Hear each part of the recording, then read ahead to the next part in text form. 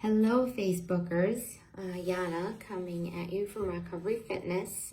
I am taking the evening off for my nightly review, but I wanted to pre-record something for those that wanted to listen. I've also recorded this whole video talking about how it's Friday and we're embarking on a weekend.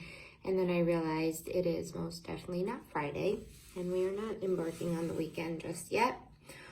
Also, the video seems to show me having like a lazy eye, and I'm not sure why, because I don't in real life. But okay, randomness. I was thinking a lot about gratitude today, and being able to, I don't know, have insight, I guess, have insight into my emotions, my well-being. Grateful for my sobriety and being able to process my feelings, both good and bad, right? There we go, labeling feelings, negative emotions when feelings are real and valid. They're not always factual, but it's important to acknowledge our feelings. And I'm grateful that I can tune in enough where I could acknowledge my feelings and be able to process them, whether I'm feeling anger or resentment or joy or hopefulness. And the other thing is I could feel a combination of things. A lot of times I don't just feel one thing. And prior to entering recovery, I didn't really understand my feelings. I didn't know what they are. I didn't have the tools to process them. So I'm really grateful for really the gifts of recovery, the tools that I've acquired along the way that help me to deal with my emotions in a healthier way. I didn't have healthy coping skills. Some of the skills that help me, and I know are important in recovery, one is exercise. You guys know that I burn off my crazy with exercise. It takes away some of the anxiety, some of the tension, the anger. I feel, and it's not like I'm always all about exercise and like can't wait to work out. It's just not the case for me. Some days I have to force myself because I know I'm going to feel good. I know it's my medicine in many ways. When I'm happy, I exercise also. I reach milestones when I exercise. I push my body to limits, which brings me motivation, self-confidence, accomplishment. Other things I do are, more recently, I've incorporated meditation, and that's been incredibly helpful. Other tools include calling people. Whether I'm feeling some type of way and need to talk through a situation or a feeling, or just calling people to check in on them. Sometimes when I think about, the troubles of the world, I get stuck kind of in my own way, and calling someone else is the best possible way to get out of that, that hole, get out of kind of my own way, get out of myself, and just talk to someone else. I utilize various recovery meetings, mutual aid meetings as part of my recovery. They're helpful to me. And they work for some, but they're not for everyone. So it's really another gift is being able to identify the tools that work for you and implement them. Right? What works for me may not work for you, and vice versa. Recovery is very personal. It's individualized. Recovery is what you define recovery to be. So other tools I utilize are, I read some of these daily readings that I have laying all around me. I read different books and literature, mostly some kind of motivational stuff, every now and again, different stories. And see, another tool is getting on my bike, kind of getting, there's a saying, move a muscle, change a thought. So whether it's going for a walk, whether it's playing with the dogs, whether it's riding my bike, going hiking to the woods, camping. Those are all things that I utilize. Grabbing a bite to eat with a friend or grabbing coffee a lot of times helps. It gets me out of like sitting in the muck, gets me to socialize some. And there's a need for validation of our experiences and of our feelings. A lot of times I hear people comparing what they're feeling to what others may be feeling. My problems aren't as great as so-and-so's, or look at what this person's going to. I don't have a right to be angry, or this or that, or my depression isn't as big, or it's bigger than someone else's.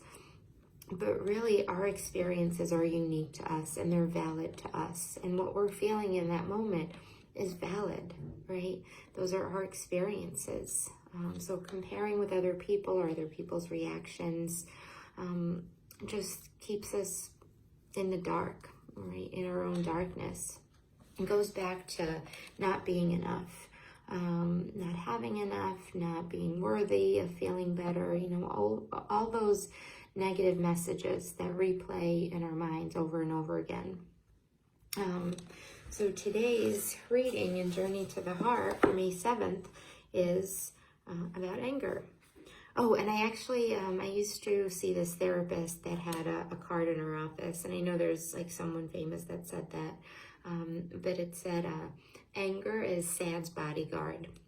So anger historically is one of the easier and socially acceptable emotions to express, and it's one of those emotions that masks other emotions, sadness, hurt, vulnerability, pain, dissatisfaction. A lot of times anger is kind of the mask for other things we may be feeling but are afraid to express, don't understand our emotions enough to express them, or it's just more of a, I guess, socially acceptable way to express our frustration or feelings, right? So May 7th, are you angry?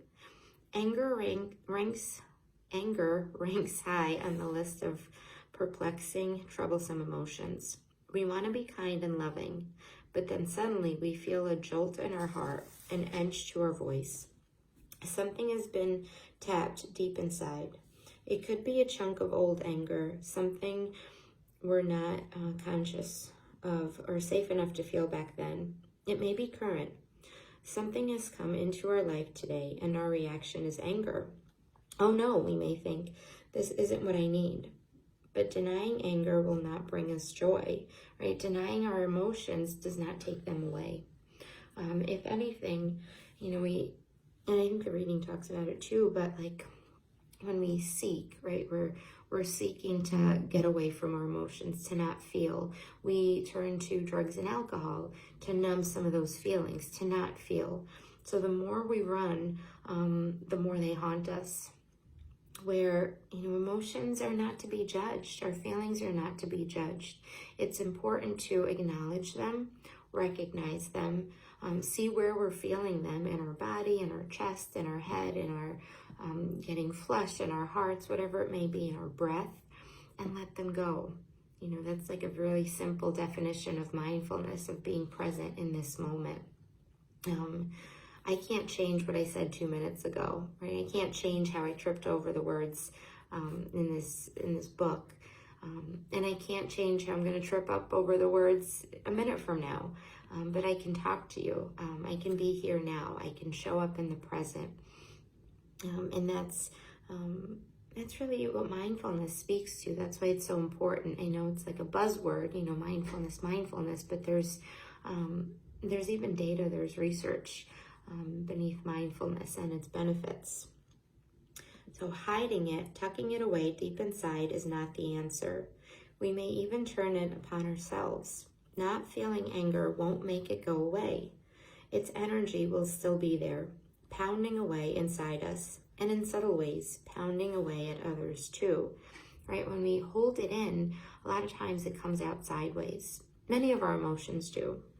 Right? This isn't unique to anger, but anger is like that broad common emotion that many of us experience.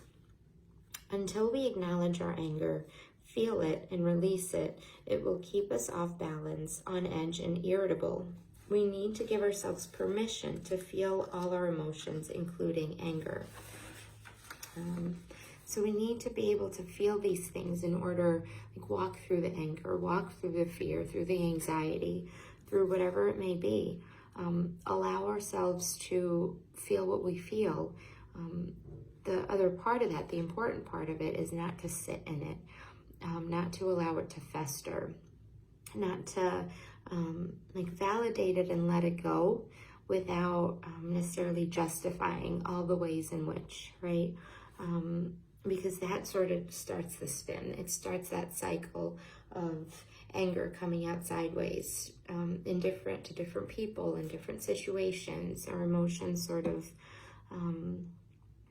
just wearing us out, Find ways to express your anger with grace and dignity. Park your car, roll down the window, and yell. Find a solitary place, a spot where you are safe, then speak loudly about how you feel. Write it out. That's another tool I use, is writing things out and journaling. Last weekend leading into last weekend, I was wound. I was anxious. I didn't know where it was coming from. I couldn't figure it out. And I started to write it out. I talked to a few folks. That was a suggestion that was kind of made. And wow, did that help? Getting it out on paper sometimes is really therapeutic, because I could see it. I could understand it more. I can gain insight, and I can also let it go. It's on paper. It's out of me. Shout it out, pound it out, go to the gym and work it out. There's a little riddle there. But yeah, I take my anger out in the gym a lot, and it's a healthier way. I put it into the weights. I put it in pushing myself beyond my self-imposed limits, and it's, it helps. Anger can be a guide. Used creatively, it can help us decide where to go and where not to go. It can help us get to the next place in our lives. Feeling and expressing our anger in appropriate ways will take us forward to a place of power within ourselves. Let yourself feel angry when anger is what you really feel. Then get the anger out of your head and out of your body. Once that happened, you'll feel clear. You'll know what to do next. The path to your heart, to your inner voice, will be opened. Sometimes getting angry is exactly what we needed to do next. Right? So this isn't like shaming anger. This isn't shaming our response to anger. Anger is a feeling. It's, feelings are real. We feel them. We experience them. Right? Pain is necessary, but suffering is optional. When we allow anger to rule or run our lives, when we don't let that anger go, we sit in it, that's when we turn to suffering. The initial pain, whatever caused the anger, is necessary. What we do with it is where our power lies, right? That power within us is within our control, how we choose to respond to it. Sometimes taking that pause to step back, to respond rather than react. I had an interaction today where someone got kind of annoyed with me and reacted. And they acknowledged it, like shortly thereafter they saw it happening, and they said, I reacted. And we're able to acknowledge it, to own it, recognize it, right, and apologize. So it's not, anger is not bad. It's also not that I'm going to be perfect and handle my anger properly every time. Properly is not the right word, but in a healthy manner. But I think that insight, recognizing, using our body to share with us what it is we need, what it is we feel. Holding anger in impacts our body, it impacts our mind. Anger turned inward as depression. I've heard that before. Anger causes physical ailments, health problems, right? Because it kind of weaves itself into every part of our body. So where we validate it, right? Yes, I'm feeling angry. I recognize, the anger is stemming from hurt, anxiety. I feel X, Y, and Z. And then letting it go. It's okay to be angry. Staying in anger is the dangerous thing. So acknowledging my anger and letting it go, handing it over to the universe. I don't want to be angry. We don't necessarily want to be angry people, right? For most of us, it's really unpleasant to feel that kind of anger. It must be, when I think of people or I see people that are angry, I just think of, it must be so hard. And they must be in so much pain to walk around with all that anger. And I want very much for them, my battery kicked in, running low. I want so very much for them to feel relief, to feel some, release of that anger. So with that being said, and especially with all these emotions that are popping up, whether it's anger, irritability, anxiety, restlessness, it's important to acknowledge them. When we acknowledge them, we take away some of their power. It's when we try to hide them, we try to block them, push them away, that they gain power over us. And there's so much power in our voices, right? Talking about it, sharing it with someone else. Those are all really helpful tools to getting through challenging times. So give yourself some grace. Give yourself some grace. Be gentle. Allow yourself to feel what you're feeling, but don't sit in it. Let it go. Let it go. It's not worth your peace of mind, right? Nothing is worth taking away your serenity. So with that being said, I'm going to keep it shorter, relatively short. I don't know that it's been really short. Hoping that you had a wonderful Thursday. The weather is nice. Here comes the fluff, but no, really. Get outside, enjoy your loved ones, enjoy your pets, enjoy yourselves. And be good to yourselves and others. Reach out to someone. Call someone that you haven't spoken to, maybe that popped into your mind. It's funny how people kind of pop into your mind randomly when you haven't thought about them in a while. And sometimes that's the universe's way of saying, hey, they may need some support. So think about someone that you haven't spoken to in a while and give them a call. See how they're doing. See if you could make their day a little bit brighter. And you guys always make my day a little bit brighter, so I'm bummed I don't get the interaction in your comments, but I'm glad I can still be here tonight. Reach out. Don't forget, if you need anything, if you need support, if you just want to talk, reach out. I'm here. Recovery's here. Our peer network is here. We're all here. We're in it together. We're going to get through it together. Let your light shine bright. Have a good night, everyone.